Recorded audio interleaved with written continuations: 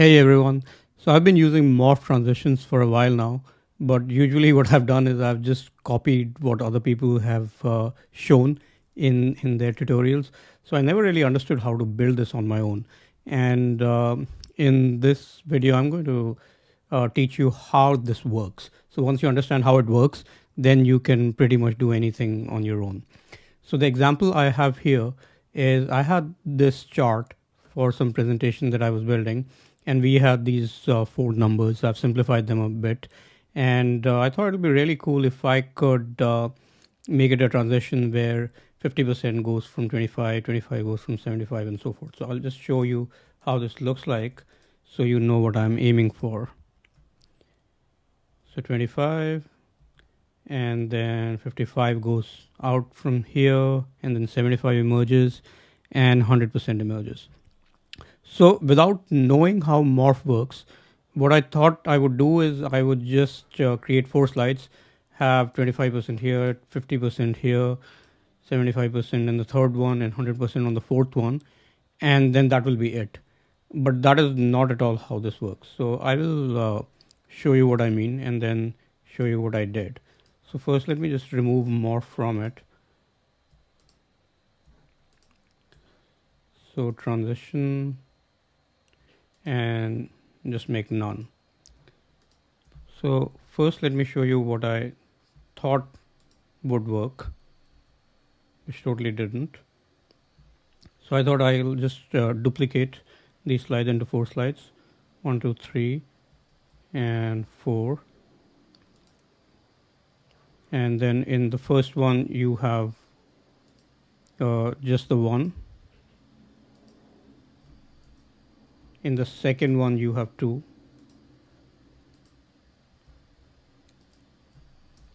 In the third one you have 3. And in the fourth one you have all these 4. So I thought I could just create something like this and morph, and then that would give me the effect that I want. So let's see what happens though. So I start from 25, 50 emerges, then 75 emerges, and then 100 emerges. So what I realized doing this is it has nothing to morph into. So these images, this thing appears on the second slide, this thing appears on the third slide, then this thing appears on the fourth slide. So what is it morphing into? It has nothing to morph into. And in order for this transition to work, all of these things should be present in all of the slides. So let's see how you can do that. And in doing so, taking this simple example, you will understand how this thing actually works. So first, if this has to be present in all the slides, and your vision is that this should emerge from one after the other, now you have to think about where these bars should be when they are at their beginning point, right? So your 100% you want it to start here, your 75% you want to start here, and your 50% you want to start here. And also you want this to be not seen, right? So if you want it to be hidden, then what you need to do is you need to create a big rectangle that will cover all of this. So let's do that here first.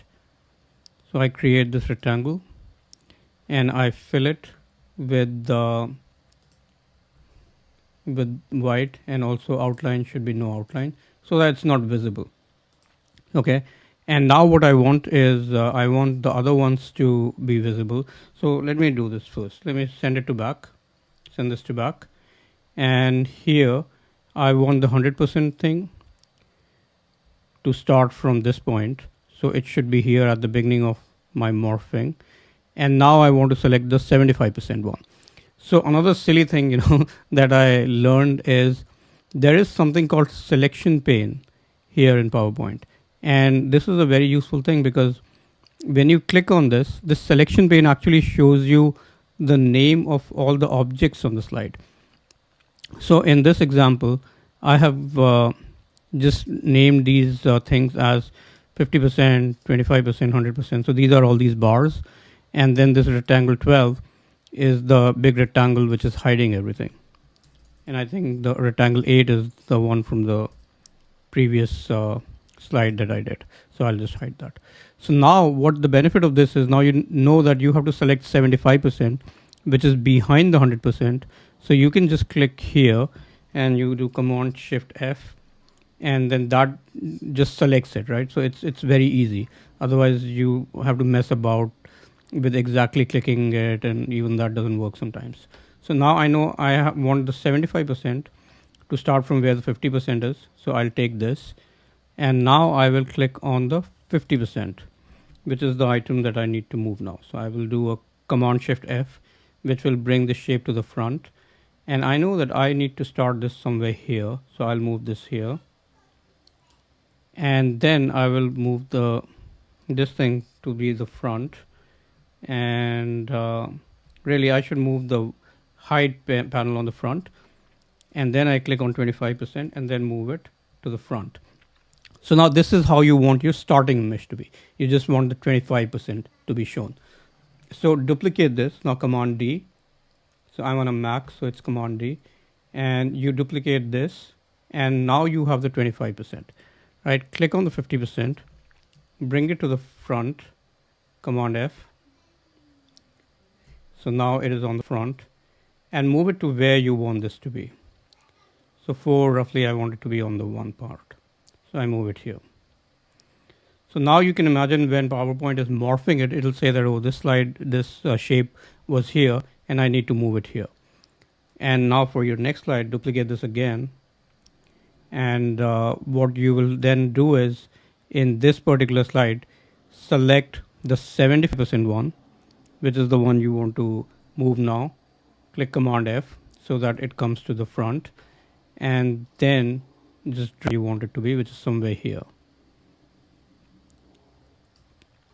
Now duplicate this slide again, because now you want the last one, and move the 100%. So duplicate this slide, come here and click on the 100%, bring it to the front, and now move this to where you eventually want this to be. So now you have these shapes in a way where you want them to be. And now if you morph them, these slides were already there, or these shapes were already there in the PowerPoint, and now PowerPoint knows how to run the morph on them. So select this, all of these, go to transitions, and just morph all of these together. Okay, so now run your PowerPoint and see how it looks. So now when you run it, you have the 25%, the 50% emerges out because you just did that, and the 75% comes from behind that, and the 100% comes from behind that. And this is the effect that I was going for, which now that I know how to do this is very simple. But when I did not know how this morph thing was working, I thought I'll just put some shapes and PowerPoint would just do the rest for me, which it does a very good job at giving this smooth animation and so forth. But of course the shapes need to be here. So once you learn how this works, then you can use your imagination and your shapes and make sure that whatever effect you are going for is manifested in the way that you want by having all of these shapes present in the slide at the same time and hidden in ways that people cannot say. So this is what I wanted to share, and this particular slide is available on the comments. If you want to use it, just use it, feel free to use it.